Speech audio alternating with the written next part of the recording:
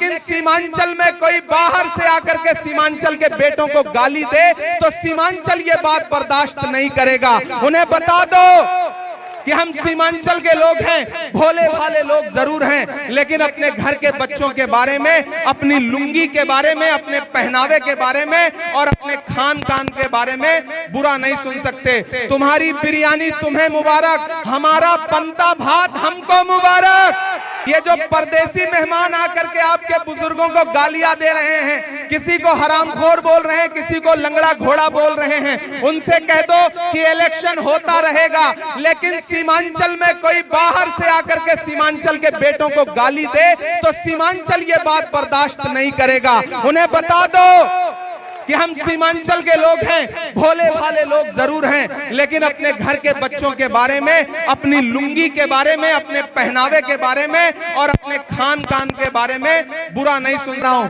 कि कहां सोया है चौकीदार, कहां सोया है चौकीदार, अब बिहार में बन जाएगी तेजस्वी सरकार। कहां सोया है चौकीदार, कहां सोया है चौकीदार, के चाय बेचने वाला पूरा भारत बेच रहा है, इसी काम में हासिल उसे महारत बेच रहा है। कि रेल बिक गई, तेल बिक गया, बिका हवाई अड्डा, सब कुछ बिकता देख के खुश हैं अपने जेपी नड्डा। कि जनता महंगाई की मारी करती हाहाकार, कहां सोया है चौकीदार, कहां सोया है चौकीदार। सीमांचल वालों, मैं होके इस घर को बचाएं कैसे? मेरे भाई, सांप्रदायिक ताकतों के मंसूबे बहुत खराब हैं। मैं उत्तर प्रदेश से आया हूं, मैं देख रहा हूं लोगों के टूटते हुए घर, मैं देख रहा हूं असम में लोगों के घरों पर चलता हुआ बुलडोजर। इसलिए यह चुनाव सरकार बनाने का चुनाव है। मैं पूरे बिहार में होता हुआ आया हूं, बछवाड़ा से लेकर के फुलवारी शरीफ से लेकर के बिहार शरीफ से लेकर नालंदा से लेकर के सिकटा से लेकर के ढाका से लेकर के पूरे बिहार का दौरा करता हुआ यहां पहुंचा हूं। कल पहले फेज का इलेक्शन हो चुका है और सच्चाई यह है कि बिहार में एक तरफा महागठबंधन की सरकार बनने जा रही है। इसलिए मोहतरम कमरुल हुदा को जिता करके असेंबली पहुंचाइए।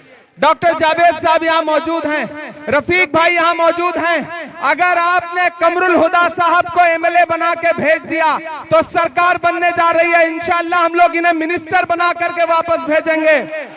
ये याद रखिएगा साथियों, बाहर से मेहमान आकर के आपके बुजुर्गों को गालियां दे रहे हैं, आपसे कह रहे हैं कि जो उनको वोट नहीं देगा वो फिरौन है, नमरूद है।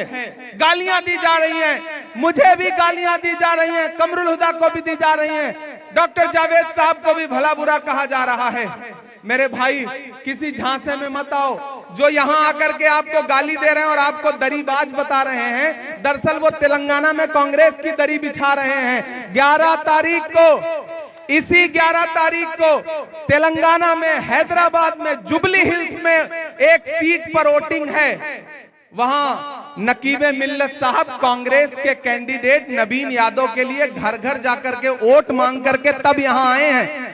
उनके सारे पार्टी के लीडर कांग्रेस के लिए तेलंगाना में वोट मांग रहे हैं। 11 को वोटिंग है। इसलिए यहां अगर आपको समझा रहे हैं कि कांग्रेस को वोट दोगे तो दरी बिछाओगे, तो आप उनसे कह दो कि नहीं भाई, कमरुल हुदा साहब इलेक्शन जीतने जा रहे हैं। हमें पता है कि हमें सरकार बनाने के लिए वोट करना है।